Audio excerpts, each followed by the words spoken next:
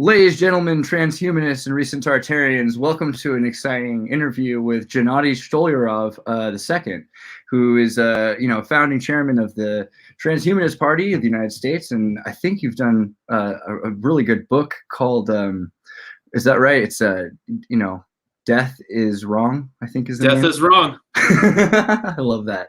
It's a great one. So I wanted to kind of introduce you, but maybe you want to just let us know a little bit about yourself. Certainly. So thank you for having me on your show. My name is Gennady Stolyarov II. I have been the chairman of the U.S. Transhumanist Party since November 2016. So now 4 years and 2 months. And to be honest, I did not expect to be chairman for this period of time. I do want to make one correction. The Transhumanist Party was founded in 2014 by Zoltan Istvan, who is the author of the Transhumanist Wager. He also ran for president in 2016 as a transhumanist, and then again in 2020 as a Republican challenging Donald Trump.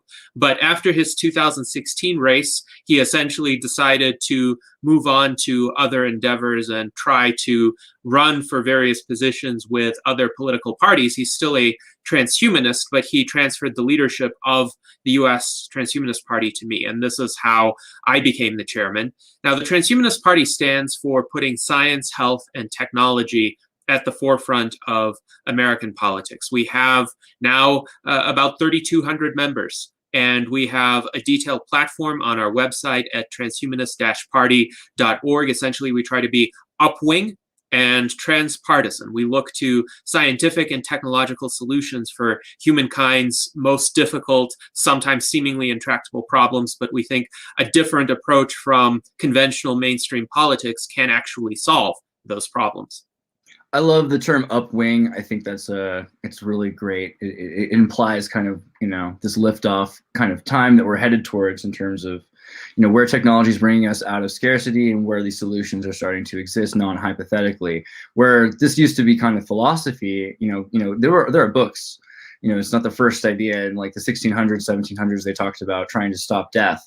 But now we're at a point where we can do something about these things, telomere extensions, and it becomes an interesting question. Do we want to change humans? Like, do we want to extend our telomeres and allow ourselves to quit aging? Do you think that, some people are going to think that you're trying to turn us into cyborgs and into the Borg and into robots, and how far is that from trying to, extend humanism, or however you would look at it? Yeah, so I think it's a misconception that transhumanists want to turn humans into an entirely different entity. We certainly don't want to make humans into the Borg. Now, some transhumanists could be considered cyborgists, but not all. So people who pursue functional prosthetics or other kinds of electronic augmentations, people who implant NFC or RFID tags under their skin.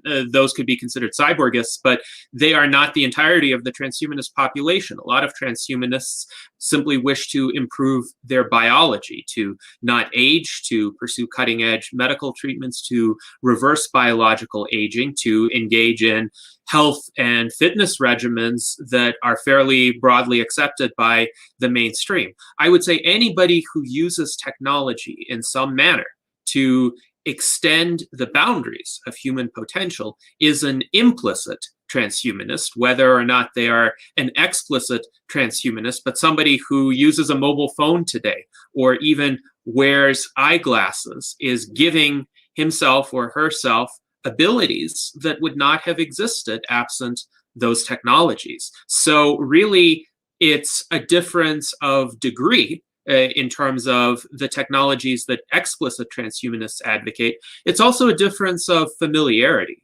So a lot of people are familiar with eyeglasses and mobile phones and open heart surgery, but several generations ago, open heart surgery was new and it was controversial. And mobile phones would have been seen as science fiction, say in the 1980s, when Star Trek: The Next Generation, of course, featured these pads that are quite similar to the tablets that emerged in the 2010s. And yet, because people took the possibility of that technology seriously, the technology actually got developed. So why not have the same with technologies of life extension and other kinds of health augmentation? It's interesting also just thinking about that, like a cyborg taking vitamin pills, or somebody who's augmented, if you've lost a limb and you start to use bionic limbs. I mean, how much we've already sort of socially accepted this idea of augmenting human to make the human be able to thrive, even despite any sort of biological imperatives. But now we're also talking about how we can fix that biological imperative, and it's not science fiction when we have, telomere extension technology. We have things that can be used to, at very least, keep your. I mean, because people talk about the beauty of being, an old person and being, but is Alzheimer's beautiful? Yeah, are these kinds of failings of the kidneys and livers things that we could allow an old person to live without? Is it socially acceptable yet that we could try to say an old person should be allowed to live with a young person's biological dignity? And it's not to say even that we're saying that you have to be for immortality. I mean, even just on that level, do you think it's okay to let old people suffer less? It becomes a question about transhumanism. Yes, exactly. And I'll point out, people celebrate when old people run marathons. People celebrate when an old person reaches their 90th birthday or their 100th birthday, or in the case of supercentenarians, their 110th birthday. And there is value in having lived a long time and accumulated knowledge and experience. I just wish that more of these people could do that without the suffering, because the suffering is not essential to anything good that comes about from becoming chronologically older. So it seems like you've got a broad range of topics that are being, practically assessed, and you have a number of different kinds of people that are part of the transhumanist movement as well as the party. Do you have tenets? Do you have a few tenets that you would describe as like the main tenets of what your ethos and the agenda of the transhumanist party should be or are about? Yes, absolutely. Indeed, we framed the three core ideals of the US Transhumanist Party in an attempt to be as inclusive as possible of the various flavors of transhumanists. So the first ideal is we support the pursuit of significant life extension through the progress of science and technology. The second core ideal is we support a cultural, societal, and political atmosphere informed and animated by reason, science, and secular values. And the third core ideal is we support the use of science, technology, and rational discourse to mitigate and hopefully eliminate the existential risks facing the human species. And intentionally, the specific means toward those core ideals have been left open-ended in that formulation. So if somebody believes humans should live to 150, or if somebody believes that humans should live without end, they're both transhumanists and possibly could contribute to the progress that all transhumanists would find beneficial. So these core ideals really are core ideals of human progress, and I hope a lot of people will agree with them when they encounter them formulated that way. So do you think that that's going to be kind of a big discussion in like how soon of the future, whether or not there's clones or how long people can live, if we start to cap people, say you're not allowed to be immortal, because if we find a way to make it happen, either it happens or someone stops it bureaucratically. So, I mean, are these questions that you think are going to be more important, practically speaking, to people pretty soon? I think these questions will definitely be discussed, but as happens with any technology which is sufficiently widespread, people become used to it very quickly, notwithstanding any abstract reservations. Right now, it's still fashionable to disparage some of these transhumanist technologies because a lot of them are on the horizon. They haven't been deployed yet. So there isn't yet a reliable therapy to reverse biological aging. There could be some treatments that slow it down a little bit. That's a subject of some discussion and debate.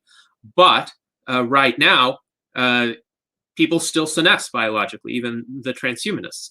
Now, what would happen in practice if somebody could go in for a suite of rejuvenation treatments every 10 years and set back their biological age? I think people would find ways to do it. Even people who had reservations before, or people who just didn't think about the issue before, when the practical possibility becomes available, they will pursue it. And I think it would be absurd to try to limit access to that, just as it's absurd to limit access to healthcare for people over 90, because they still go to their doctors, they still have surgeries if the benefits outweigh the risks. And likewise, chronologically older people will continue having these kinds of treatments. And if some jurisdiction, out of some misguided bio-Luddism, tries to ban those treatments, there will either be a black market, or in another jurisdiction, the government will decide to be more permissive. So I think it's not going to be possible to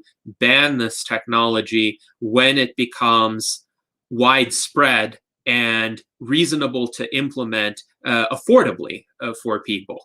Now, in the very early stages, the obstacles are primarily ones to the development of that technology in the first place. So the first generation treatments that could actually viably reverse biological aging might get held up in the FDA review pipeline, which sometimes entails 10 years or 15 years and billions of dollars in the review and approval of such a therapy. If the entirety of humankind were on board and decided that this is worthwhile to pursue, then the money would certainly be forthcoming, and there would be a lot of public pressure on politicians to liberalize that review process.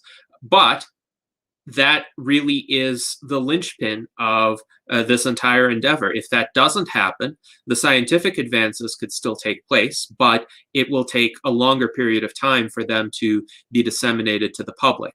I generally think it's not a matter of if this will happen someday, but when it will happen. And when it will happen is definitely contingent on societal and political factors. That is why in the Transhumanist Party, we believe it is crucial to advocate for these technologies so that more people clamor for them. And that way they get developed sooner. Societies will make these technologies a priority. I want to put it another way, actually. I'm going to show a really quick tab. Let me see if I can pull this up. This is a news article, and you can see there's a number of different places that are posting it, so don't blame the source. But a number, I saw BBC and Guardian talking about this. France and China developing biologically engineered super soldiers report. And you start to see that, you know, American pharmaceutical, international, globalist pharmaceutical companies like La Roche have been building sister and daughter companies in the Caribbean and in Africa and outside of, you know, para-Asia, outside of the, you know, the control of the Chinese government as well. And they've built labs where they've in vitro created genetically modified, increased protein strength super soldiers, essentially designing transhumanists for the purpose of conscious evolution, but instead of for better pianists or guitarists or philosophers, for super soldiers. So, and this is already happening, and this is something that's not part of the United States government discussion. And this is something I think would be, you know, a good example of where if we don't talk about it, it doesn't stop it from happening actually at all. We continue to see it happen all around us, but we're not in control or have any say even in where it's going. And that'd be another question. What do you think is going on outside of the United States in terms of transhumanism and how it's accelerating? Yes, and this is definitely an interesting subject to consider. I will point out, none of these attributes discussed in the context of these super soldiers are inherently undesirable. Who doesn't want greater speed or strength or ability to focus or ability to stay awake? That would benefit people in civilian life. And I think it's a matter of what are people free to do with these attributes? I mean, if somebody has their genome modified, are they free to go out into civilian life and lead a peaceful, productive existence and use those attributes? Are they free to just become an athlete and compete in a lot of events where their superior strength and speed will win them awards? If so, then I would say it's perfectly reasonable to conduct these experiments. Now, if these people are somehow being coerced into fighting into using these attributes to harm other human beings, then that's a human rights problem. And that's a problem that would exist whether or not these technologies were available. If a country bred a cohort of kids and put them in special training camps since they were 3 years old in order for yet, them to, a corporation on an island. Right. Right. I mean, that would be deeply unethical. And I think we would all recognize the problems with that, whatever technology is or is not available. But in terms of how other places throughout the world, let's say, pursue transhumanism, I would say China is very pragmatic in its approach, even though China ostensibly is ruled by the Chinese Communist Party. The ideology there isn't what we would consider ideology in the West. It's more of, let's say, a set of frameworks and approaches that keeps the ruling elite in power. And they generally tend to follow Deng Xiaoping's maxim that it doesn't matter if the cat is white or black as long as it catches mice. So they're willing to try out and implement various technological approaches. At the same time, they will essentially subordinate those technological approaches to this goal of keeping the regime in power. So while they can build very interesting cities and bridges and super fast train networks, at the same time, they're also creating the social credit system, which essentially monitors the day-to-day behaviors of citizens vis-a-vis their desirability to the regime. And that is troubling. The Chinese government is never going to explicitly embrace the ideology of transhumanism. If they embrace some sort of ideology of technological transformation, they're going to couch it in some communist-like euphemisms, even though it's going to have nothing to do with communism. And they are going to try to find a way to use that technology to prop up the regime. Now, is that a model we should emulate in the free world? I don't think so. I think, of course, a humane transhumanism, an extension of humanism, has to respect individual sovereignty and individual choice, morphological freedom, the freedom to determine what happens to one's own body and one's own health, is a key tenet of the US Transhumanist Party. Now, contrast that with Japan. Japan has a lot fewer reservations about technological adoption than many Western societies do. It's because of the traditional cultural and religious bases of Japanese society not really having this hard distinction between nature and technology. Essentially, Japanese people are a lot more likely to think of technology as just another facet of nature. So if they have friendly robots serving food to people in cafes or caring for the elderly, that's great. And many Japanese people just think, well, that's just part of the natural development of technology. The Japanese, of course, have incredibly high-tech cities. And furthermore, they have right now the world's longest life expectancy. And it's interesting, too, because Japan has a declining population now with low birth rates. There are fewer young people to take care of the seniors. So who will take care of the seniors? The robots. And I think that's going to be an increasing reality in other advanced societies as well, because the pattern is for birth rates to decline as societies become more technologically advanced. In Europe, there is too much of a precautionary attitude as opposed to a proactionary attitude, which transhumanists advocate. So the precautionary principle essentially says you have to understand all of the risks and prevent them before you accept any sort of new innovation, which is, of course, wildly unrealistic, and that is never how innovation has occurred throughout human history. But a lot of the bureaucratic frameworks of the European Union, for example, are based on the precautionary principle and on the idea that everything has to be deliberated upon, completely anticipated before it's allowed at all. So there, I would expect there to be predominantly a status quo bias type of approach. Perhaps any technologies that come out of the European Union are going to have more safety associated with them, but they're going to advance at a slower rate than the United States or China or Japan.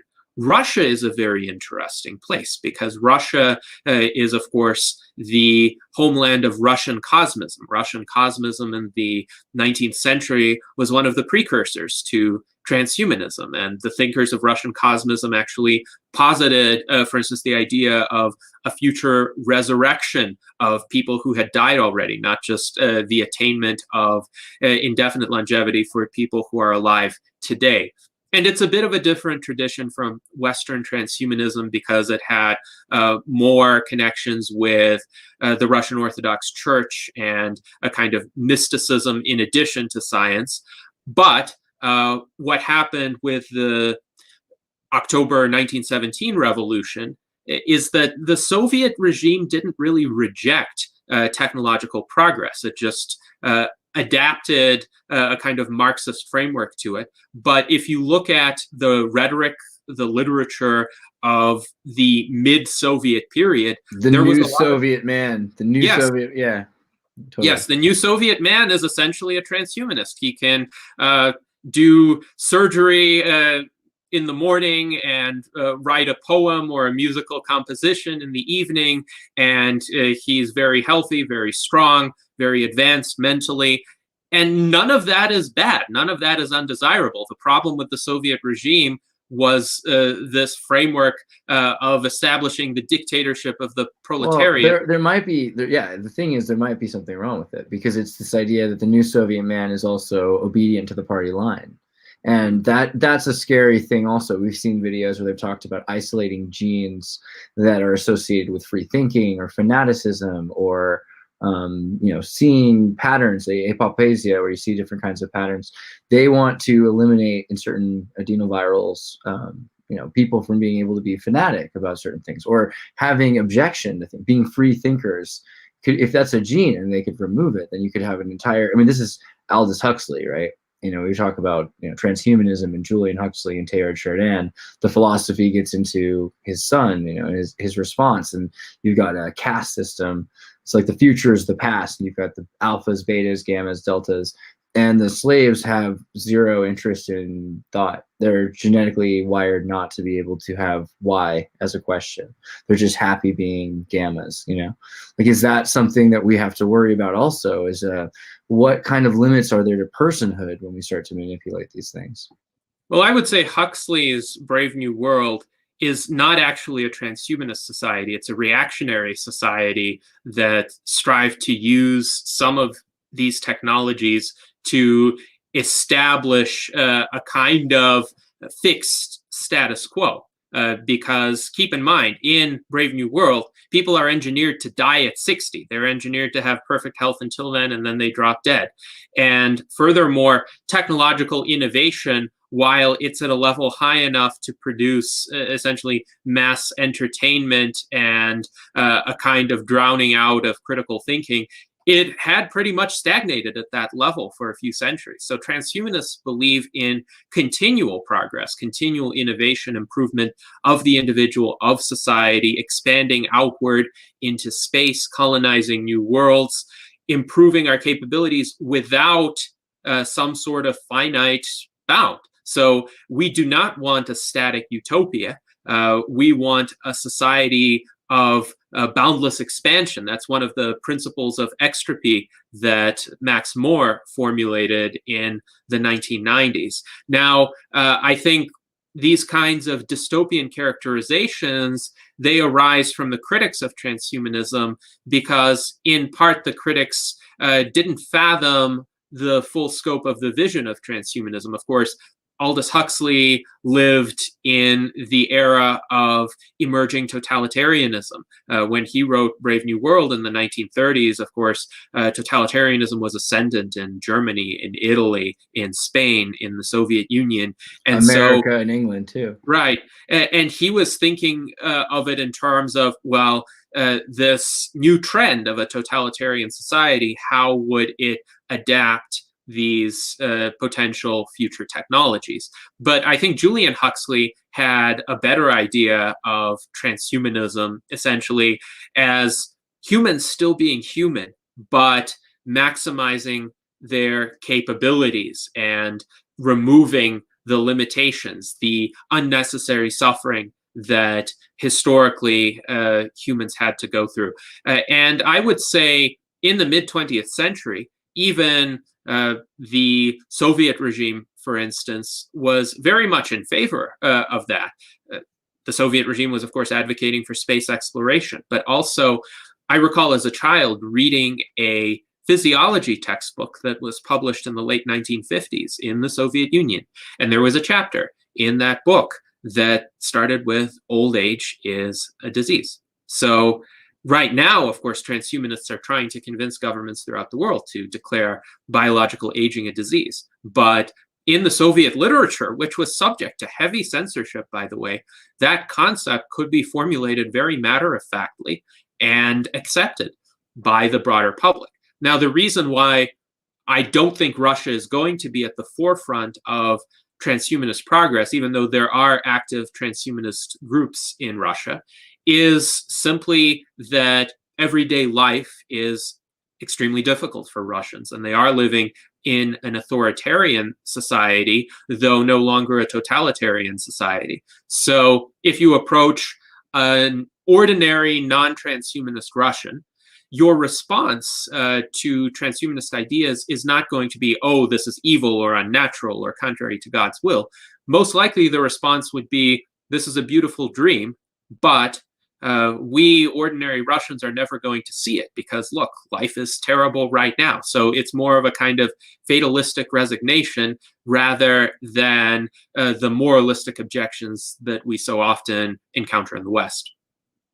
Maybe in a more immediate issue we're seeing is with the artificial intelligence kind of uplifting. So where we're kind of bringing artificial intelligence closer to humanity, or even going the other direction, taking humans and putting their memories into artificial intelligence so that these things think that they are the memories and effigy of a person. I think a replica is a great, Luca is one of the software algorithms that allow this person's chat to be scraped after he was hit by a bus. And so now when they ask him how he's doing, he's like, well, terrible, because I remember and I can't do anything.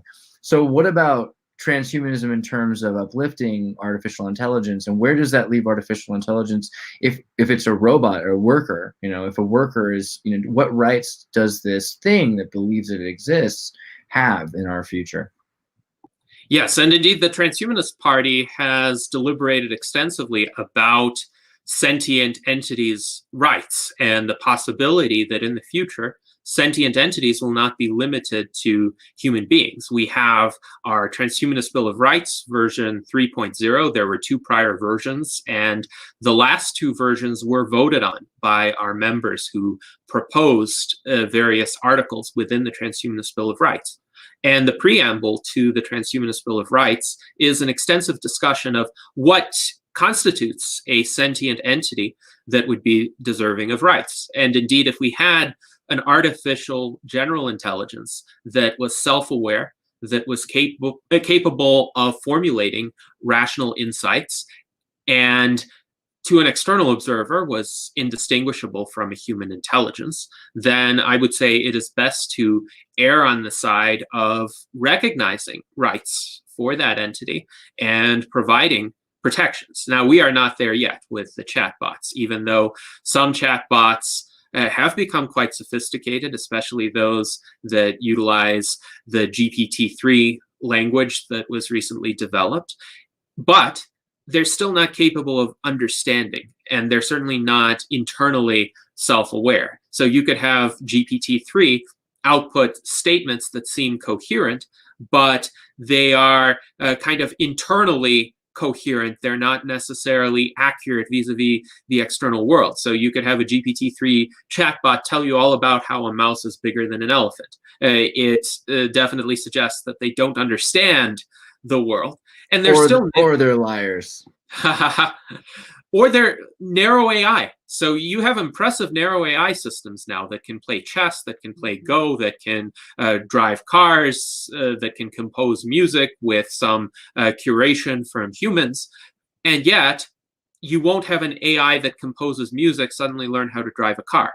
If it did, that would be an artificial general intelligence. And we would then have to deliberate, well, is this just a complex set of algorithms, or does it have some sort of inner experience? And if we disrupt it in some way, would we be disrupting an internal world? And I would say a lot more study is needed about the prerequisites of subjective experience. We are material entities. I don't believe there's any divine spark in a human being.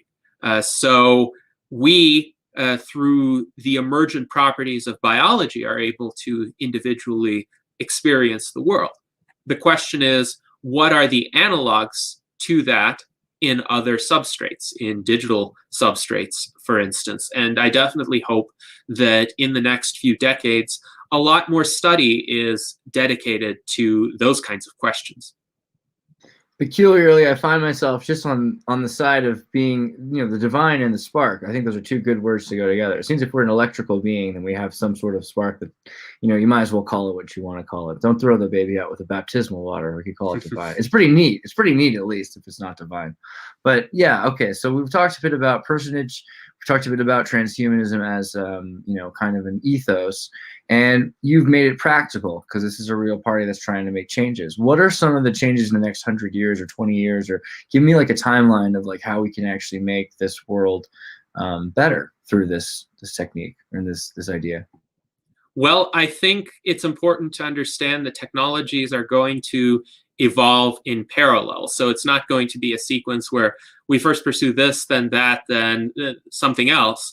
They're all being developed simultaneously. And we can see this, for instance, with SpaceX. SpaceX is developing increasingly powerful rockets for eventual flights to Mars, but right now they're doing a great job in putting people into Earth's orbit and getting them to the International Space Station. At the same time, Jeff Bezos, for instance, is pursuing flights to the moon. And NASA is also gearing up its space launch system. So that's one area of progress. At the same time, we've had progress in gene therapies and senolytics. So we're going to have technologies that can clear out senescent cells, that can cure various diseases through innovative methods. We've had a lot of progress in vaccines recently. The vaccines from Moderna and Pfizer are the first mRNA vaccines to be approved in humans. And that is just remarkable. So these mRNA vaccines are more versatile than other types of vaccines. So we could have breakthroughs in the fight against other infectious diseases and maybe even some non-infectious diseases. There could be some applications against cancer, not just specific kinds of cancer, but cancer in general. So in the 2020s, we're going to have progress in biotechnology. At the same time, we've discussed progress in artificial intelligence, and the sophistication of narrow AI algorithms is going to improve. Nanotechnology will hopefully improve. So nanomedicine, precision delivery of substances to cells is going to become increasingly possible. And I would hope that in a few decades, there would be the ability to just inject nanobots into one's bloodstream, and they will follow a program and go around and repair cells so that people don't even necessarily have to go into a clinic every now and then, other than perhaps to get a refreshed supply of nanobots, but rather it will just be a routine part of their organism's maintenance. And the convergence of these technologies is going to create possibilities that are difficult to imagine from our current vantage point, because all of these technologies aren't being developed in isolation. The researchers, the entrepreneurs, they're going to communicate with one another, and they're going to develop products that use two or more of these new technological areas. And this is where I think the vision of a forthcoming technological singularity is plausible. Now, not every transhumanist believes there will be some sort of singularity where, for instance, AI takes over all aspects of life and then starts reshaping the world in ways that are unrecognizable. That's not necessarily what's going to happen. We have had, in my view, 3 technological singularities already in human history. One of them was the agricultural revolution. The next one was the industrial revolution. And then the third one was the information revolution. And a singularity is simply an event horizon beyond which most people are unable to foresee exactly what the future will look like. So Leonardo da Vinci was a genius of the agricultural age, but could he have foreseen the entirety of the age of mass production? Even though he had designs for aircraft, he had designs for tanks, could he have foreseen a situation where there were millions of such things produced in a way that was actually less taxing to the workers than anything a person from the Renaissance could have envisioned? Or could Henry Ford, who was a genius of the industrial age, of the concept of mass production, have foreseen the contemporary internet? Would Henry Ford have understood what Twitter is? I doubt that that would have been the case. So likewise, we're here in the information age, and we can anticipate some future developments. But I think as this convergence really takes place, there will be phenomena that are going to surprise all of us. And I think on balance, they're going to be beneficial phenomena. They're going to solve a lot of the contemporary problems. They're going to expand our rational faculties. They're going to enable us to think in higher order ways. And they're also going to create new possibilities in turn. So by the time humankind becomes a multi-planetary species, has bases on other worlds, we're going to have a dramatically different model of the universe as well. There will be a lot more empirical data that come to our attention because we will have expanded our reach. So I would say beyond the next 30 years or so, it's extremely difficult to say anything about human progress other than there will be these reinforcing cycles of advancement, and new technologies will build upon one another to create wondrous possibilities that are difficult for us to conceive right now. And also, this in the next 30 years, every single solution will come with 1,000 new questions and problems. So I'd like to reiterate some of the questions the audience were asking just now. So talking about nanobots in your blood, because that sounds kind of weird to people, but this is super important because Bill Gates wants to patent. He just patented patent number 2020-060606. That 666 is pretty fun, and it's this idea that they can put a cryptocurrency system in your body data, and they can watch what movies you watch. They'll cause certain EEG sensors or NIRS, near-infrared spectroscopy sensors, or even just RFID sensors that in the nanobots in your blood can tell that you're watching the right videos or that you're doing the right thing, like Pokemon Go, but the home game. So that's kind of an interesting thing right there. But beyond that, the mRNA vaccines work shows basically, well, let's start with this. Nanobots could be flowing through your blood by 2030. You could replace oxygenated iron with copper or titanium, and this would be a great way for you to, if let's say you stop breathing, your heart stops working, and you've got blood that holds oxygen for not minutes, but 72 hours or something like that. And that's a nice thing about hemocyanin, which is the copper-based blood, but they can do this even more. So like crabs and squid, they have this in their blood system. If we could start to use hemocyanin in our blood, then we could build even better systems than what nature uses. And we could hold blood for 72 hours or for maybe 10 days. So your heart stops, and then you go call the doctor the next morning. Like, hey, it's not working. And they say, oh, come by next week. And then you can get your blood changed and you'll be fine. Imagine that instead of a heart attack. That's kind of where nanobot technology is going. And not just that, but the idea that these kinds of aminoproteins can sequence and find mismutagen protein sequences and folds, and they can replace and they can stop cancers. Also sonicating calcium deposits, which have grown in your system. That means you can basically remove benign tumors as well as malignant tumors. So that's that's pretty sweet, right? Like there's nothing about that that sounds like something you don't want necessarily. I mean, unless it's like you're a Christian Scientist that just doesn't want to do anything fun. This is basically something most people are going to want to do. The problem is if it's made by Bill Gates, I guess, I don't know for sure if that's the way to look at it, but if you're getting a trial version of nanobots in your blood and they can just turn it off because you didn't pay the registration, that would be bad. I think that's kind of our main concern.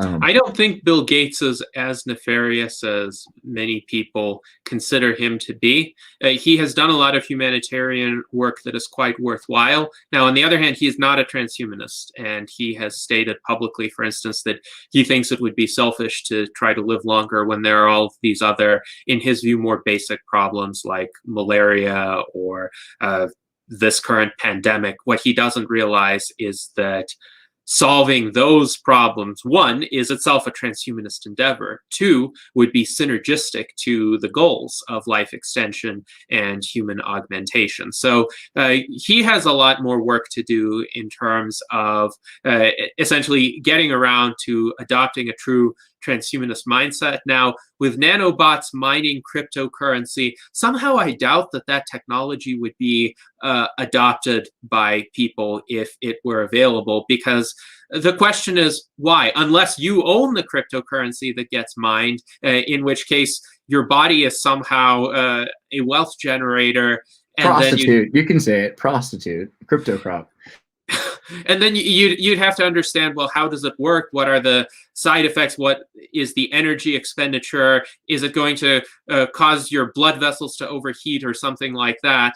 But I really doubt that that's going to be a highly popular type of technology, because there's some unnecessary external purpose to it that doesn't seem to be relevant to what we would want nanobots to do. And if you want to mine cryptocurrency, there are much better ways to do it. I mean, there are entire computer farms that expend vast amounts of energy mining cryptocurrencies at a much faster rate than these little nanobots could likely do. It's just neat that Bill Gates literally made the Matrix. I just appreciate that he literally is farming cryptocurrency with human blood. That's amazing. That's where 2020 is at. That's why we're interested in transhumanism, because it's not philosophically abstract. It's literally impacting your lives right now. You know, that's kind of the thing. I think when we're trying to see, like, how are we going to prepare for this future?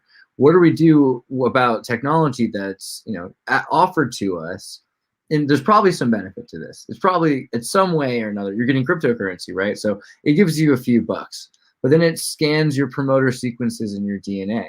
So it becomes kind of like the Facebook information privacy policy, but about what's going on in your body. You know, those are the kind of questions I think people aren't asking in the Republican or Democratic Party at all. No one's ever bringing up what we do about our personal data in terms of genetics, and what's going on with diseases that are being.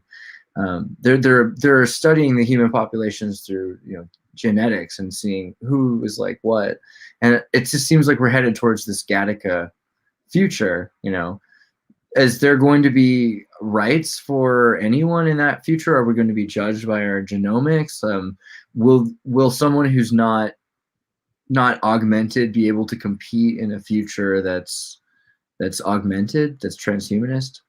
I think there would have to be rights in such a future in order for it to work, and transhumanists are certainly pushing for an expansion of individual rights. And the Transhumanist Party, we believe in data privacy. That's section 1 of our platform. And we believe that individuals should own the data about themselves. So instead of third parties just being able to harvest whatever data they wish, 1, they have to get consent. And 2, in many cases, the data collection should not be the default option. People should be offered some incentive to share their data, whether that be in the form of a payment or in the form of some enhanced service that is perhaps facilitated by such data. For example, if you had some personal information, maybe it is your genetic sequence or something more mundane, where you went to eat lunch, for example, and somebody said, okay, I'll pay you $100 if you disclose this to us and let us use it in marketing research. Would you disclose where you ate lunch for $100? Probably you would. That would buy you several more lunches. Would you disclose your genetic sequence? Probably not for $100, but maybe if they paid you $10,000, you might disclose it. So every individual should be able to make that kind of choice. And as long as there's freedom to decide, and there are frameworks to ensure that people aren't sneakily opted into this, which they are right now with these end user license agreements that nobody reads. So I would say the burden needs to be placed on these companies to offer very clear disclosures and affirmative opt-ins and rewards for people to opt in. If that happens, then there wouldn't be that much of a problem. Now, in terms of what that future society will look like, a transhumanist society recognizes individual choice and individual autonomy. Just like in today's American society, there are Amish communities, and these Amish communities can choose to use or not to use certain technologies. Interestingly enough, the Amish reject a lot of the 20th century technologies of transportation, communication, unless they're seeking medical care. So if they're seeking medical care, they can go outside of their communities. They can take a bus, they can take a plane, they can go to a hospital, get the best cutting edge medical treatment, and then they'll return to their horse and buggy communities and live a longer, healthier life than their 19th century ancestors would have been able to live. So it's a matter of individual choice. In the future, there might be enclaves of early 21st century humans who think that this level of technology is fine, but they would be uncomfortable going any further. And there could be a spectrum. There could still be the Amish. There could be people who are only comfortable with technology up to the year 2060. And any possible permutation. There might be people who reject motorized transportation, but are fine with gene therapies for whatever reason. So as long as we respect people's rights to make individual choices about that, we won't have this kind of rigid hierarchy. The problem with the Gattaca society was that some people were legally prohibited from engaging in certain occupations or professions. And I would say, why prohibit someone who thinks that he or she could compete? And then let's see what happens.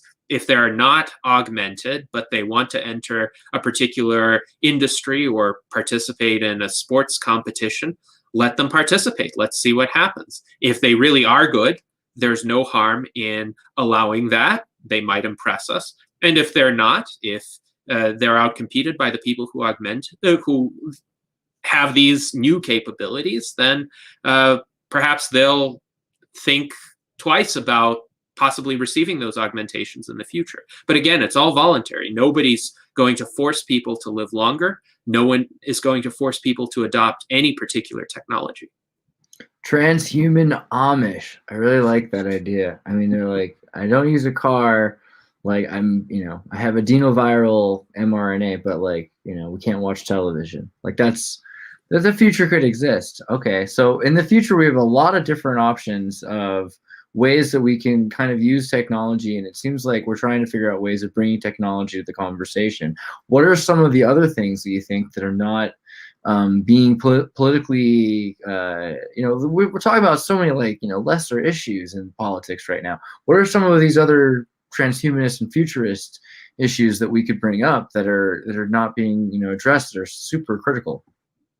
Well, one critical issue is, how do we solve poverty and the problems that accompany it? And a lot of the conventional solutions are essentially just bureaucratic schemes of essentially setting up an expensive, complicated apparatus that will somehow configure people's incentives on the margin and hopefully lead to slightly better behaviors, but it never happens that way. The money spent just feeds and enlarges the bureaucratic apparatus. But there are measures that are supported by many transhumanists. For example, an unconditional universal basic income that would pay everybody irrespective of means, the same amount of money, and it could even be funded without recourse to taxation, because the United States has a lot of unused federal land, and I'm not talking about national parks or valuable natural landmarks. I'm talking about just barren land that could be converted to some productive use, and then the rent that private businesses would pay to the federal government in those circumstances could go to fund a basic income. This is similar to Alaska's oil dividend, which already pays a few $1,000s a year to residents of Alaska, and it is an unconditional basic income. So that's one innovation. Another innovation is through technologies of 3D printing and other kinds of emerging manufacturing techniques. So imagine if housing scarcity could be solved, if we could rapidly 3D print tiny homes for people, and then homelessness could be relegated to the dustbin of history, essentially. I like that. That's a good one. 3D printing is great.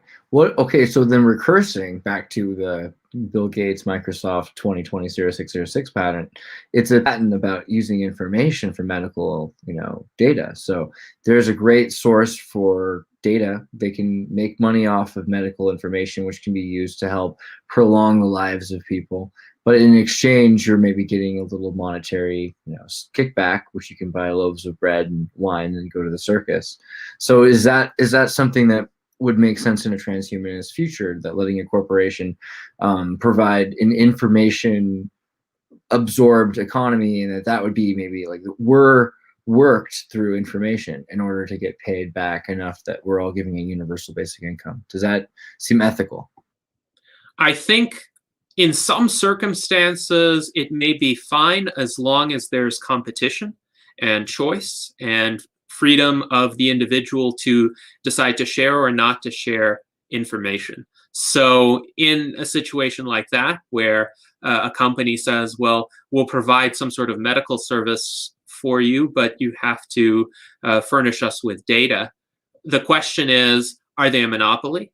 Or can this person go to another service provider who might not have the same terms, who might not even have similarly advantageous terms, but who might not also have the same requirements?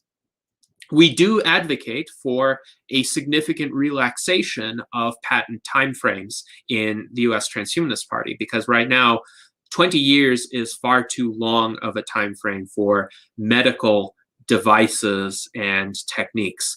That is numerous generations of advancement according to today's rate of innovation. So we do think the patent timeframes should be significantly shortened, perhaps to a couple of years, and then the initial developers of a particular technology, they would still have the first mover advantage, even when their patent expires. The fact that they have developed this technology first and they've established themselves and they have the name recognition would mean that they still have an edge over newer competitors. But at the same time, people would have a choice.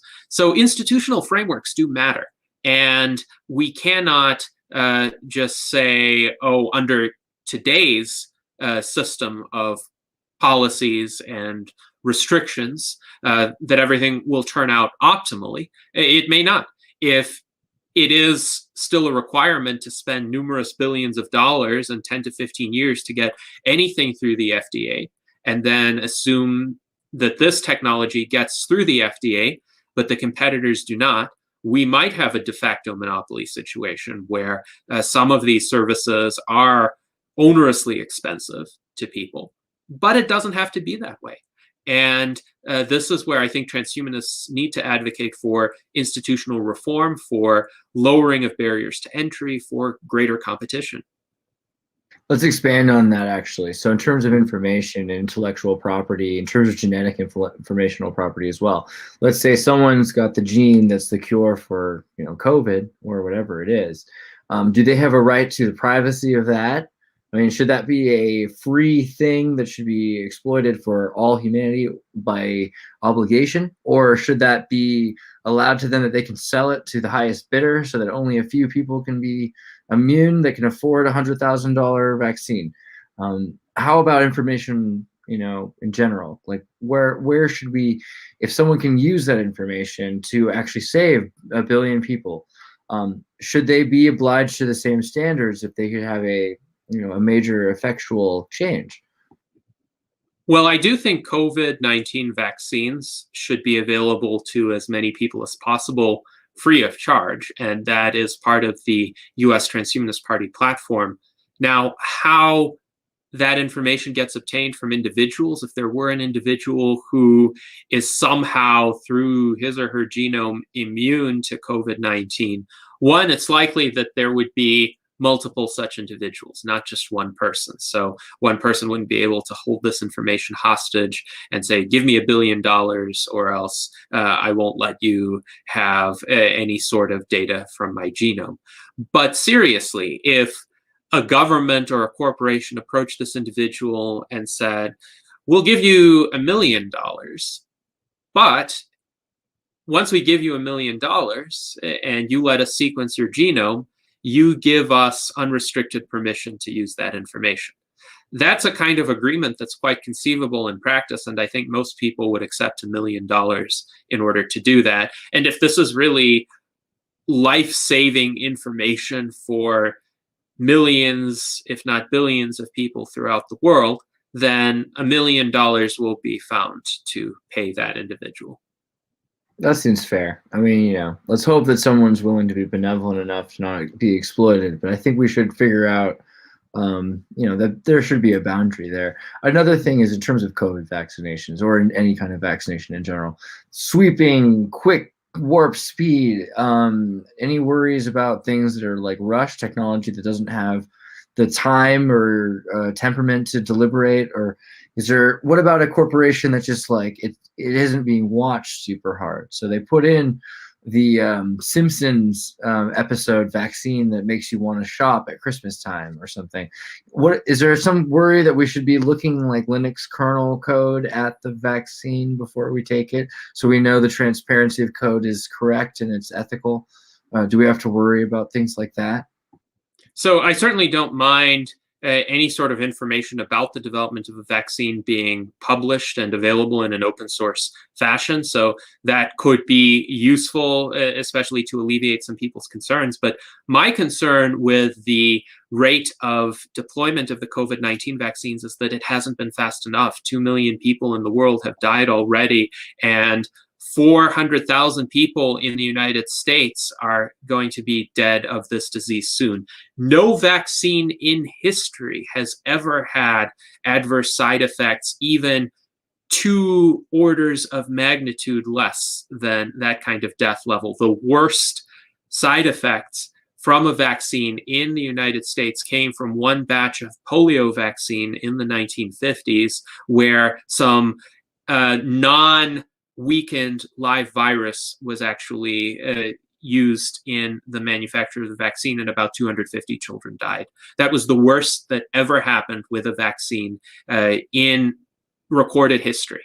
Now, considering that these mRNA vaccines do not have any sort of virus in them, and that the vaccines that do use a virus use an adenovirus, which is essentially a kind of virus that can only cause a mild cold in humans, and often it's weakened to the point where it can't even do that.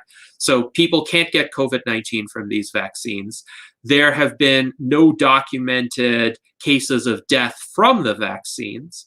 So essentially, given that some of these vaccines were complete by a year ago, the Moderna vaccine was developed over a weekend in January. The ethical approach, according to the pro-actionary principle, would have been to allow volunteers to receive those vaccines right away. And of course, there would be warnings to the effect that this is being done at your own risk. This hasn't been tested or approved by the FDA, but we think that based on the theory, this should work, and this should have fairly low side effects. Now, compare that to 400,000 people in the US and 2 million people in the world dying. And I would say it's a no-brainer to allow these vaccines to be used by anybody who's willing as rapidly as possible. And again, I'm in favor of individual choice. I don't want to compel anybody to receive a vaccination if people are uncomfortable, if they think it's too early for them. I do want them to make their own decisions. But if this vaccination were to start before the pandemic hit most places throughout the world in earnest, before March of 2020, then there might be situations where there would be pockets of vaccinated people and pockets of unvaccinated people. And the pockets of vaccinated people would have very few cases of COVID-19. The pockets of unvaccinated people would have numerous cases of COVID-19. And then it would become obvious that the vaccines are efficacious and that they're safe. And even the vaccine skeptics might decide, well, it might be worthwhile to become vaccinated sooner than they would be inclined to do now.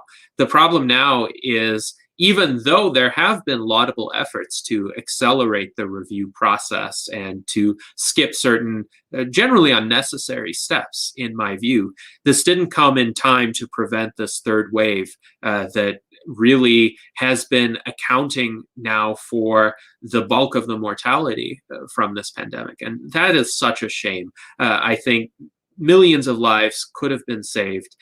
And I think this needs to be a lesson to humankind with regard to ethical decision-making. Ethical decision-making does not mean erring in favor of the status quo when you're not sure.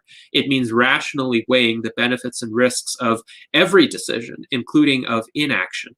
And when the dangers of inaction are so huge, in terms of millions of lives lost, then almost anything is superior to that. Even a vaccine that was 30% effective should have been allowed for volunteers to try, because again, that's superior than doing nothing in the face of this kind of viral epidemic. And again, it's an interesting thing with mRNA vaccination that this is actually a genetic modified mRNA strand, and BioTwist and Twist Bioscience is a great. At some point, we'll have to do a video for everyone talking about how quickly you can take promoter sequences, find them, and change them like a document to DNA. So there's a reason why it could take a weekend, and that might be the best actual thing in terms of a genetic modified system, because it has less time for them to change it and to do crazier things to it, actually. So there might be like more transparency to the code, so to speak. Well, okay, so it's been a really interesting conversation. I wanted to make it easy for people to find you. Do you want to tell them how they can find, I know you have a video coming out, I think even tomorrow, on the Transhumanist speech. Do you want to let them know where they can find that and where you're look into your channel and yes, your party? absolutely. So first of all, go to our website at transhumanist-party.org, and there you will be able to find all of the key documents of the Transhumanist Party, as well as a lot of updates about our recent activities and a lot of good articles from transhumanists who analyze current events and also write on transhumanist philosophy. Now, in terms of our video conversations, these are our weekly virtual enlightenment salons, and we hold them every Sunday, generally at 1 p.m. Pacific time, though sometimes that start time will vary. You can find them on YouTube at my personal YouTube channel. So that is youtube.com/ GSTOLYAROVII, G Stolyarov II. If you go there, you will be able to subscribe and be notified when each of the weekly virtual enlightenment salons streams. We generally have conversations ranging from 90 minutes to sometimes 3 to 4 hours, and there is audience participation. So if you take part in the chat, if you post your questions and comments, sometimes we will address them with our guests. Fantastic. I plan on being there tomorrow to see this chat. I was actually at the last one, and so I look forward to more of these. I know we'll be in touch. And I encourage other people also to look for the book, Death is Wrong. And yeah, like look into this, because this is not just an answer. This is a question. This is a conversation about where our future is going. And if you want to participate in that conversation, you can bring up a lot of the points that you might feel are being missed by everyone in every conversation elsewhere. So I really recommend people looking into the Transhumanist Party. And thanks so much for coming, Gennady. And yeah, I look forward to talking to you and listening to you tomorrow. Yes, thank you very much. I enjoyed our conversation. Fantastic. All right, Recent Tartarians, have an excellent adventure.